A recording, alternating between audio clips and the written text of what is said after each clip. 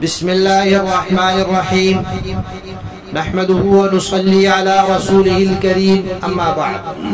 پیارے پیارے بچوں، ننھے منھے پھولو، اللہ تعالی آپ سب کو ہمیشہ خوش رکھے۔ الاحسان اکیڈمی والے چچا کی طرف سے السلام علیکم ورحمۃ اللہ وبرکاتہ۔ پیارے بچوں، ہماری کہانی چل رہی ہے حضرت زید رضی اللہ تعالیٰ عنہ، جو نبی پاک صلی اللہ علیہ وسلم کے بہت پیارے صحابی تھے اور ان کا نام بھی آیا ہے قرآن پاک میں۔ کہانی کے ہم 6 حصے سن چکے ہیں، آج ہے اس کا 7واں اور آخری حصہ۔ آخری حصے میں بس ایک واقعہ ہم نے سنانا ہے ان کا۔ ایک مرتبہ ایسے ہوا، حضرت زید رضی اللہ تعالیٰ عنہ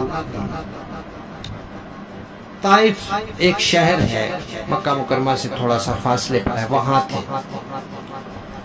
وہاں سے انہوں نے کہیں جانا تھا۔ تو آج کل کے زمانے میں لوگ گاڑیوں پہ، بسوں پہ، دوسری سواریوں پہ بیٹھ کے چلے جاتے ہیں۔ اس زمانے میں اونٹ ہوتے تھے، خچر ہوتے تھے، گھوڑے گدھے ہوتے تھے۔ تو جن کے اپنے ہوتے تھے وہ تو لے جاتے تھے، اور کبھی ایسے ہوتا تھا کہ دوسروں سے لیتے تھے کہ بھئی میں نے وہاں تک جانا ہے، آپ مجھے پہنچا دیں۔ جیسے آج کل ہم کرائے کی گاڑی منگواتے ہیں، تو بکنگ کی گاڑی لاتے ہیں تو ڈرائیور بھی ساتھ آتا ہے، وہ لے جاتا ہے وہاں پہنچا کے وہ واپس آ جاتا ہے۔ تو اس وقت وہ گھوڑے گدھے والا جو ہوتا تھا وہ بھی ساتھ جاتا تھا، پھر پیسے طے کر لیتے تھے۔ تو ایک خچر والے سے انہوں نے کہا کہ بھئی میں نے فلاں جگہ جانا ہے، کتنے پیسے؟ اس نے پیسے بتائے، اور ساتھ یہ کہا کہ بھئی میں اپنی مرضی کے راستے سے لے کے جاؤں گا، جو راستہ مشہور ہے وہاں سے نہیں۔ تو حضرت زید نے کہا ٹھیک ہے، جہاں سے مرضی لے لیں، مجھے تو اس جگہ جانا ہے، اب چل پڑے گی۔ اب وہ خچر والے نے کیا کیا، وہ ان کو کسی ویران جگہ پہ لے گیا جہاں نہ کوئی آبادی نہ کوئی بندہ، جیسے جنگل ہوتا ہے۔ وہاں جا کے اس نے حضرت زید رضی اللہ تعالیٰ کو شہید کرنے کا ارادہ کیا۔ تو انہوں نے وہاں دیکھا ہوگا، وہاں اور انسانوں کی لاشیں اور کھوپڑیاں اور پڑی ہوں گی، تو انہوں نے اندازہ لگایا کہ اچھا یہ اس طرح مسافروں کو یہاں لے آتا ہے، پھر ان کو قتل کر دیتا ہے اور ان کے پیسے شیسے سارے لوٹ لیتا ہے۔ تو انہوں نے اس کو کہا کہ بھائی مجھے 2 رکعت پڑھنے دو۔ اس نے کہا پڑھ لو۔ اس نے کہا یہ کون سا کہیں بھاگا جا رہا ہے؟ تو حضرت زید نے 2 رکعت نماز پڑھی اور اللہ تعالیٰ سے دعا کی۔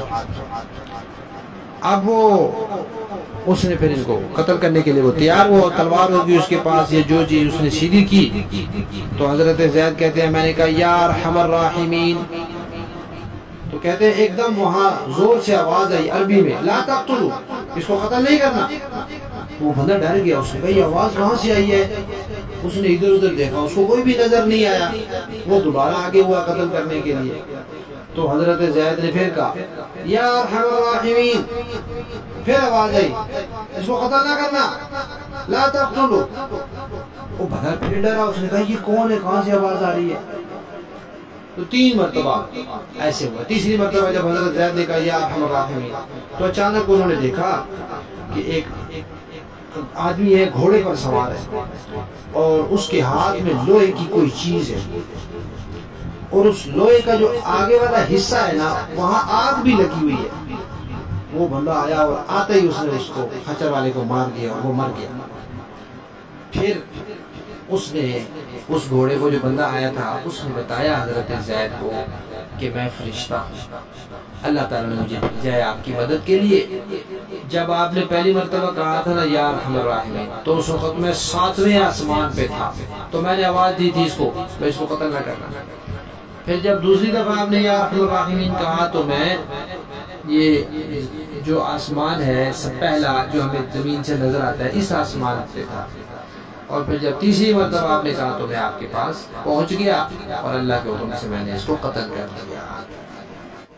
تو اس طرح حضرت زید رضی اللہ تعالیٰ عنہ وہاں اس خچر والے کے ہاتھوں شہید ہونے سے بچ گئے، اور بعد میں پھر ایک جہاد کے اندر وہ شہید ہوئے، جس کا واقعہ ہم پہلے سن چکے ہیں۔ پیارے بچوں، ہماری کہانی حضرت زید رضی اللہ تعالی عنہ کے 7 حصے مکمل، اور ہماری کہانی ختم۔